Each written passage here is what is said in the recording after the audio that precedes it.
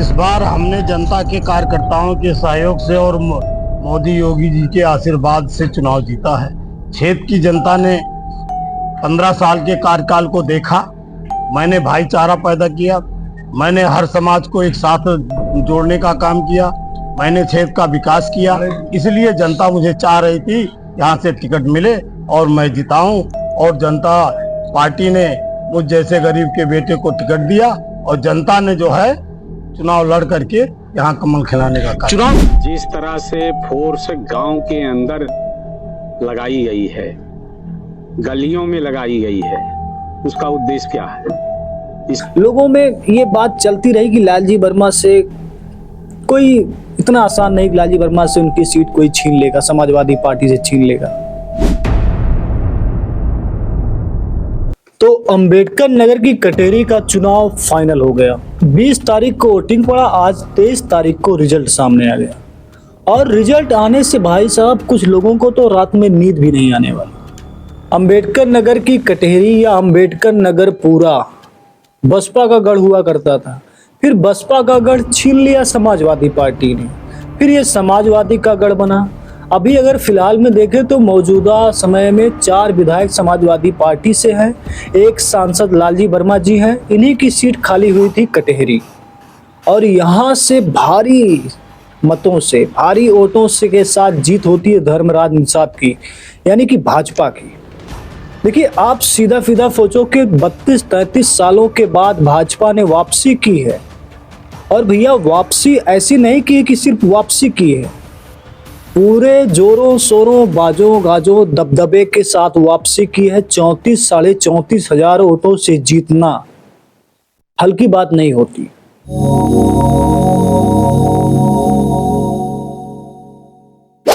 वही 32-33 सालों के बाद। और धर्मराज निषाद तो पिछले 12-13 सालों से इस इलाके से गायब भी थे। हालांकि कटेरी में ही हैं, लेकिन वो इस इलाके में प्रचार प्रसार में कभी दिखे नहीं।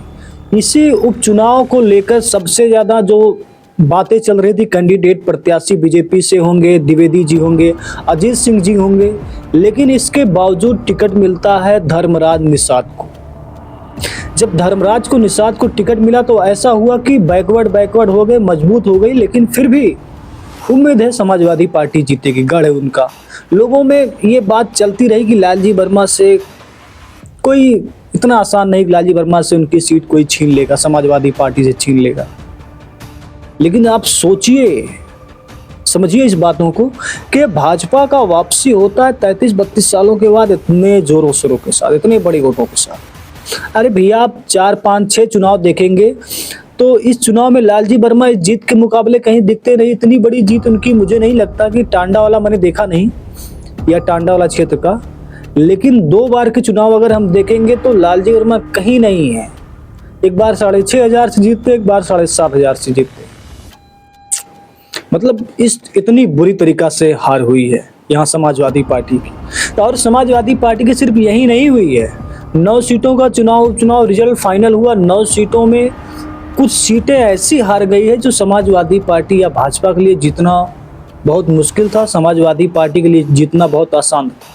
आप कुंदरकी देखिए, मुस्लिम बाहुल्य क्षेत्र है, लेकिन वहां पर रामवीर सिंह जीत जाते हैं 1 लाख वोटों के साथ। बताइए, इतनी बड़ी जीत हो जाती है। लेकिन आप सोचिए कि उत्तर प्रदेश में अब सीधे सीधे बाबा जी का कहना है, और बाबा जी ने जो कहा, अयोध्या में रामराज और अंबेडकर नगर में धर्मराज, अयोध्या में रामराज, अंबेडकर नगर में धर्मराज, बाबा जी ने ये नारा दिया था।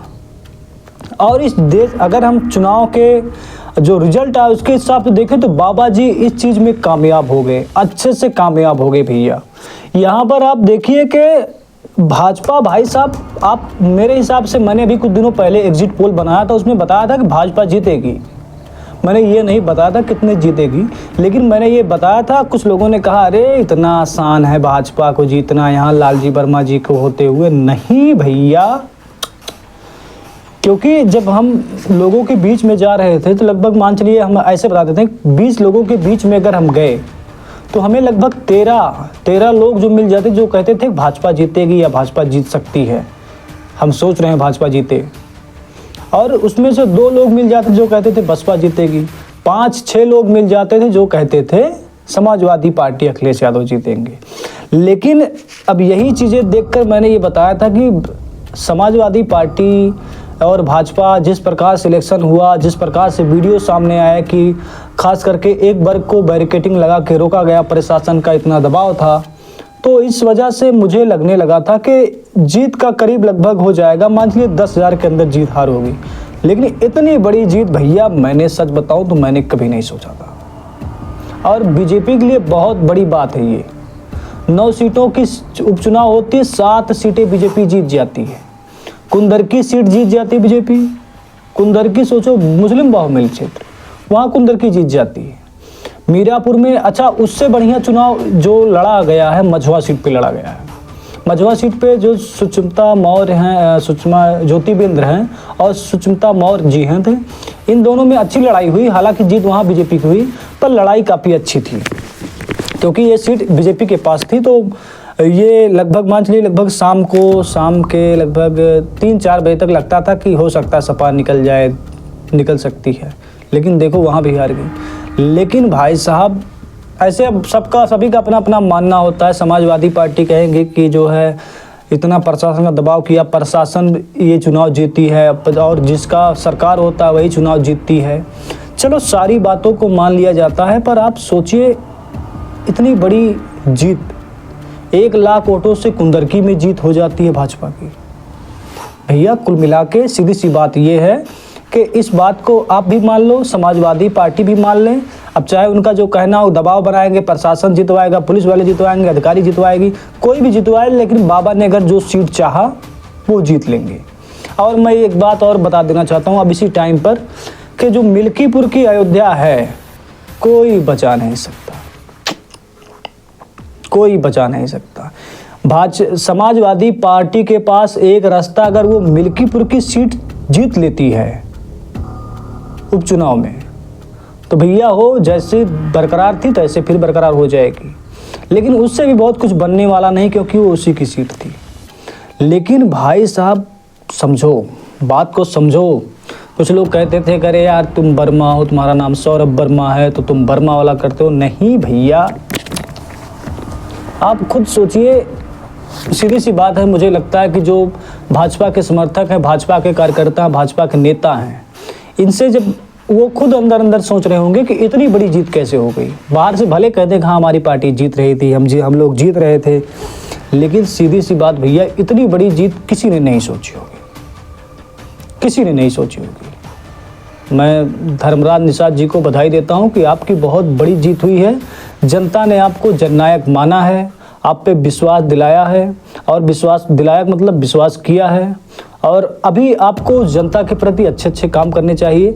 और मुझे लगता है कि 27 में फिर जिस हिसाब से जीत हुई है, अगर भाजपा कुछ काम करवा ले जाती है जो जनता की यहाँ की जो मांग है, चाहे बेरोजगारी, रोजगार या विकास के काम में, वैसे तो विकास भाजपा के सरकार में रोज बताते हैं लोग, रोडों का सबसे ज़्यादा विकास हुआ है, लेकिन थोड़ा सा विकास अगर दिख जाता तो 27 में कटहरी में फिर से भाजपा जीतेगी।